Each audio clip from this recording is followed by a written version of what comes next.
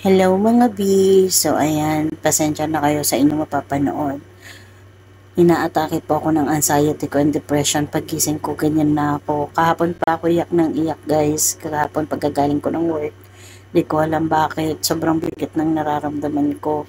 Kaya dinadaan ko na lang sa iyak. Tapos ayan, uminom ako ng tubig para naman mabawasan yung bigat ng dibdib ko and syempre mabalik yung tubig na nawawala sa katawan ko. So iiyak ako, iinom ako, charot. So ayun lang guys, malungkot po ako dyan kasi day off ko po, di po ako makauwi kasi mahirap na mag-explain. So ayan, sabi mo parang tanga ako dyan tapos ngingiti na naman. So ayan, dahil ako ay na-depress at nagka-anxiety, kailangan kong ikip yung sarili ko na maging busy. So naisipan kong linisin yung aking kwarto, ang aking baler na tinitirhan dito sa Pampanga para naman umaliwalas at ma-refresh yung aking kapaligiran ng aking utak. So kung napapansin nyo, kakapalit ko lang ng aking bed sheets and mga kortina yan. Terno-terno pa yan guys. Pero kailangan kong ayusin na naman at ibahin na naman ang ayos ng aking kwarto. Ibahin ko na naman yung ayos ng aking kama. Kasi baliktad po yung headboard po ng kama ay nasa paanan ko. So aayusin ko siya at pagpapalitin ko siya. So ayan guys. Nahakot ko na isa-isa yung mga gamit palabas. Nilalagay ko muna sa sala para lumuwag. And then yan. So sobrang ilang buwan, alam nyo, ilang buwan lang akong tawag nito, mag-ayos ng kwarto. And then, siguro mga 1 to 2 months. Minsan, wala pa nga. Pagka inatake po ako ng aning-aning ko, linis po ako, linis po ako agad. Hindi ko alam kung aning-aning tawag dun sa pag nagkaka-anxiety ka. Pero, yan yung aking, tawag nito, dinadivert ko yung sarili ko kapag ka nagkaka-anxiety nag-anxiety ako. So, ayun lang, hinahakot ko yung lahat ng gamit, palabas ng kwarto, pinapalayas ko sila ng kwarto, charing. So, ayan, ayusin natin yan guys. Medyo mahaba-haba tong video na to, pero pagtyagaan nyo na lang. Pero habang naghahakot po ako dyan, meron po akong ikukwento sa inyo. So, storyteller na naman tayo ngayon. So, meron kasing nangyari sa akin sa work na hindi ko inaasahan. Alam nyo, minsan may mga tao talaga na tinuring nating kaibigan, tinuring nating as in parang kapatid na. Kasi ako yung klase ng tao na kapag na-at-ease ako sa'yo, tinuturing kitang matalik na kaibigan. Pero alam mo, tama nga pala sila na your best friend is your best enemies. Pero hindi ko naman matuturing na best friend sila, as in friend lang. And then one day, may nangyari na nagkaroon ako ng mga bagong acquaintance, tapos in the end, sinisiraan pala ako dun sa mga acquaintance ko na yon. Siyempre, nahiya ako and nangyayari siya sa loob ng trabaho. So, yun, hindi ko siya pinalagpas, ginawan ko na ng action kasi ayaw kong mag-isip sa akin ng mga tao na ganun klaseng tao ako. So, nakakahiya nga, pero kailangan nang maputol dahil within work kasi niya ginawa yon. Hindi ko nga rin alam kung bakit may mga tao na nagagalit sa iyo nang wala ka namang ginagawa, na umiwas ka na lang kasi sabi nga nila kapag di ka na komportable, umiwas ka na, ikaw na lang yung umiwas, delete mo sila sa buhay mo. Kasi time welcome, marami pa namang tao na gustong pumasok sa buhay mo at maging part ng buhay mo at maging gusto kang maging kaibigan. So may mga tao lang talaga na concern and syempre na naiisip ko yan. And kung bakit kasi ginawa ng Diyos na may taong mayaman, may taong hirap. So ako nandun ako sa, hindi naman as in kahirapan. So nandun ako sa gitna lamang ako. Pero bakit ganon, no? Kasi syempre ako nagtatrabaho ako lang yung may regular na trabaho sa amin. So kailangan kong pagtiyagaan yung trabaho ko. And minsan din kasi kinakapos din ako. So ayan, hindi naman porket nagtatrabaho ka sa call center malaki na yung sahod mo. Oo, malaki nga yung sahod mo, pero mas malaki din yung gastos mo. Especially sa akin na nangungupahan ako dito at ang mahal ng upa ko. Pero wala akong magawa. Siyempre, kailangan kong pagtsagaan yung trabaho and ayoko na dumating sa point na nasa bahay na lang ako at naghihintay na lang sa asawa ko na mag-abot ng sahod niya at pagkakasyahin mo lang yung sahod niya. Alam mo yon, mas gusto ko parehas kaming may trabaho para parehas kaming kung sinong nakakaluwag, kung sinong meron. O, diba? Ganun kasi akong tao. Pagka meron talagang as in binubuhos ko sa pamilya ko, binubuhos ko sa bahay. Wala na akong nabibili para sa sarili ko sa totoo lang. And nagpapasalamat ako kasi may mga tao na nandyan para sa akin. At kahit mga second hand na damit, binibigay sa akin. And gusto ko lang i-shout out si Ate Maricar na kapitbahay ko na yung mga pinagliitan niyang damit, binibigay niya sa akin. So, hindi na ako bumibili ng damit. Akala nila namimili ako. Sa totoo lang, puro bigay lang po lahat ng damit ko. And kung mayroon man, bibili lang sa ukay-ukay. Kasi hindi ko kasi afford bumili ng mga damit ngayon para sa sarili ko. So, ang iniisip ko na lang para sa bahay at para sa anak ko. Ayun, para akong tanga dyan. No? Sumasayaw pa talaga. So, ayan. Kung napapansin nyo, pawis na ako dyan, guys. So, may inaayos ko lang yung ano na yan, yung kama na yan. Pinagpalit ko yung headboard. Kasi yung headboard dati nasa paanan. So, ayun, mabalik tayo sa kwento ko. So, ayun, hindi naman siya kwento as in, parang isi-share ko lang sa inyo yung nangyayari sa buhay ko na hindi ko akalain na mangyayari sa akin. Akala ko sa pelikula lang siya nangyayari o sa ibang tao, pati rin pala sa iyo, and hindi mo siya inaasahan na mangyayari. So, kung ako sa inyo guys, mag-ingat kayo kung sino yung pakikisamahan nyo, and mag-ingat kayo sa mga taong nakakasalamuhan nyo. Huwag nyo lahat ikikwento, huwag nyo lahat ibibigay kung ano yung mga sekreto mo, kung ano yung mga hinanaing mo sa buhay. Kasi hindi mo kasi alam kung talagang concerned sila sa'yo or handa talaga silang tumulong sa'yo. Kasi yung iba dyan, parang hinihintay na lang nilang magkamali ka para may maisumbat sila sa'yo. So, yun lang naman yung napansin ko when it comes to friendship. Kasi ngayon, sa totoo lang, nagkaroon na ako ng trust issue. So, ngayon, mas okay nang isa lang yung kaibigan ko or dalawa, at least totoo, yung kaya kong ipaglaban at kaya ko rin silang ipaglaban. Halos lahat naman ng kaibigan ko pinaglalaban ko, kaso lang, mali ko lang masyado akong nagtiwala sa kanila. And hindi pala sila yung kaibigan na sinasabi kong, I mean, hindi pala sila yung tao na tinatawag kong talagang mga kaibigan, mga totoong kaibigan. So, ayun lang guys. So, napapahaba na yung ating video. So, mahaba talaga to guys. Hindi ko talaga siya kinat.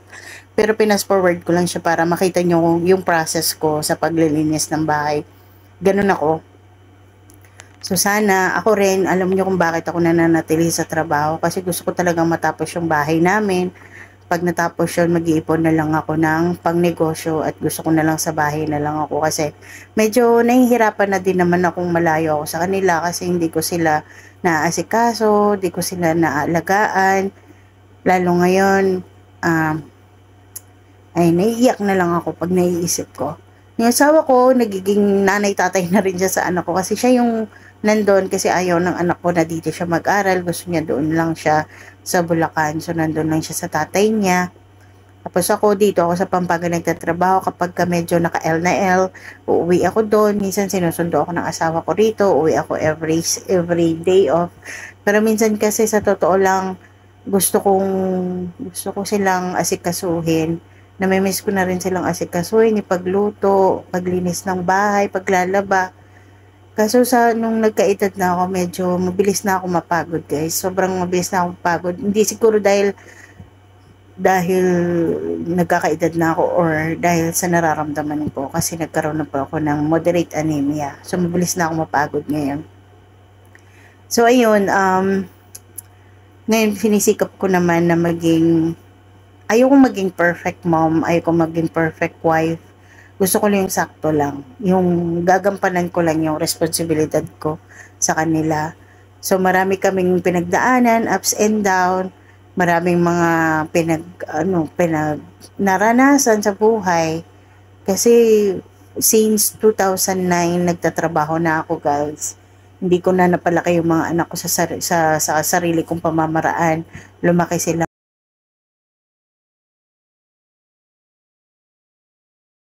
Ko na ikukwento lahat-lahat baka mamaya mag-iyakan pa tayo rito. Yun.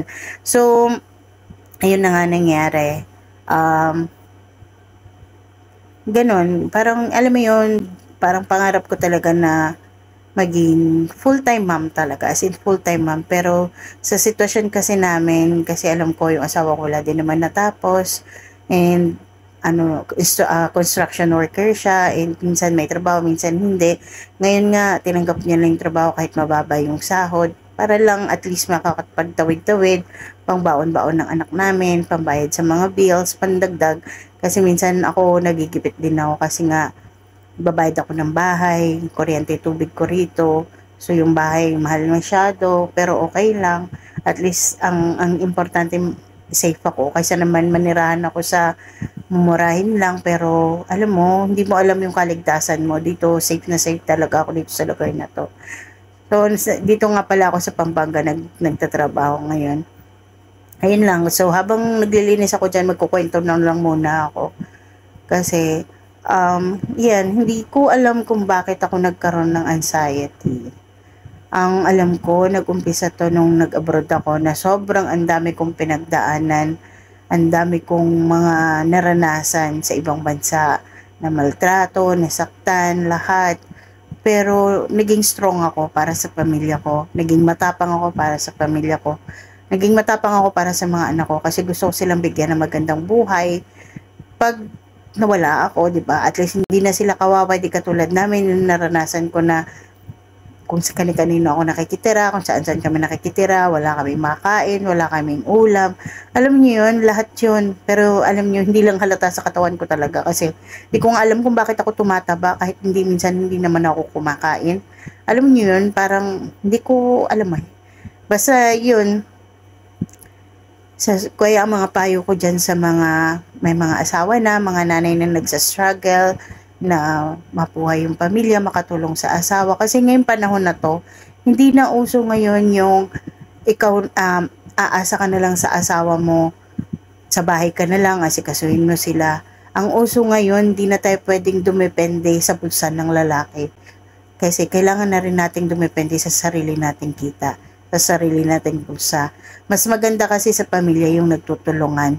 May kita ka, may kita yung asawa mo. Pagsamahin niyo yon, tingnan mo, tsak na matutupad lahat ng mga pangarap niyo.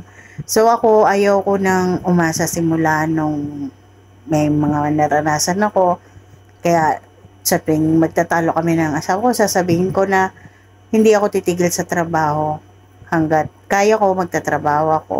Hanggat wala siyang regular na trabaho, hindi ako titigil. Magtatrabaho pa rin ako hanggang sa makuba-kuba na ako or ugod-ugod na ako.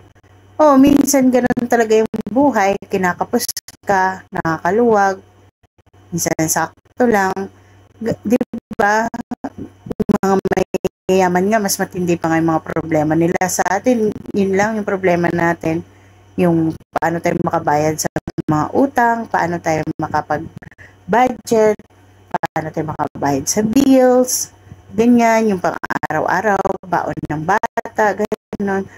Alam mo, yung makatapos lang yung mga anak, yung anak ko, makatapos lang yung anak ko, matapos ko yung bahay, masaya na ako doon, okay na ako, pwede na akong mag-stay na lang sa bahay at magnegosyo na lang ng konti. Total, may mga alam naman ako na pwedeng inegosyo. So, kailangan ko lang talaga ng puhunan. So, ayan, malapit na ako matapos, guys, at ang haba na ng aking kwento. So, ayun, at naghihingi din po pala ako ng mga advice galing sa inyo. So, ayan, tapos na, guys. Ito na, papakita ko na sa inyo ang finished product na aking paglilinis.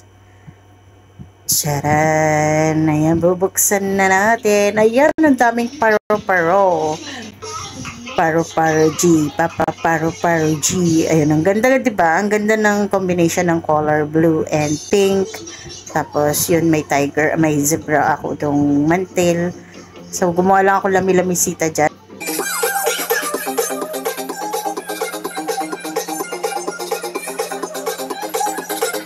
So, ayun guys, tapos na po ako maglinis pagkatapos ng aking anxiety. Ganito yung ginagawa ko. I keep myself busy para medyo ma-fix yung aking utak.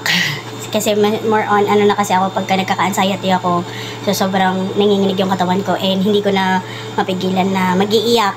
Kung mapapansin nyo, maga pa yung mata ko. So, yan, ganito ako pagka nakaka-feel na ako na na-atake na naman ako ng anxiety ko. So, ayan, naglinis po tayo ng room. Hinipan na naman natin yung position niya. Kasi, yung aircon na yan, di ko alam kung bakit. Diyan na natili yung mga langgam, yung black na langgam, yung itim. Pag binubuksan mo yung aircon, bumubuga siya. Malinis naman, kakalinis ko lang din. Hindi ko alam ba't sila dyan nagsisiksik. Naiinitan siguro sila. Char. So, yun lang guys. Thank you so much sa mga makakanood nito. Pa-like naman and comment kayo. And any inspirational message sa katulad ko na may anxiety and depression. So, ayan. You can leave your comments or your inspirational quotes or message for me. Kailangan ko yun guys para at least may mabasa man lang akong maganda. And yung tumatago sa puso ko, di ba? So yan, naiiyak na naman ako. So ayan, ganyan ako guys pagka nagkaka-anxiety ako. So iyak lang ako ng iyak. Pero ma-overcome ko din to. Mga ilang araw lang to or ilang oras lang to. Okay na ako ulit. So back to work. And guys, ganda. So, butterfly, yan yung nagpapakalma sa akin. And, yan. And, syempre, bagong linis yung ating blur. So, dapat malinis din tayo. At ako yung nag-half bath lang, guys, kasi naligo naman ako kahapon. So, half bath lang ako. Kasi ang pangit pag araw-araw nyo sinashampoo yung iyong hair. So, yun lang, guys. Thank you so much for watching. Mahal ko kayong lahat. Bye, mga baby!